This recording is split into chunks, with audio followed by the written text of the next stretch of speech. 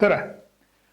8D raport on üks parendustöö instrumente, kus me põhjalikult alustame, viime läbi ja lõpetame sellised suuremahulised parendustegevused ettevõttes, organisatsioonis, oma valdkonnas või kas või oma hobitegevuses.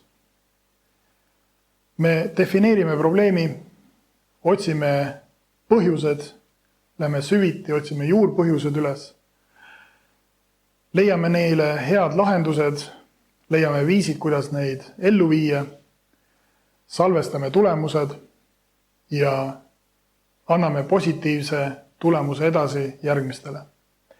Sellel koolitusel me võtame etapi kaupa läbi kõik need erinevad sammud, need erinevad etapid ning te saate ka kaasa vajalikud dokumendid, kuidas edukalt pärast seda koolitust oma valdkonnas alustada ja läbi viia erinevaid suuri ja väikseid parendustegevusi.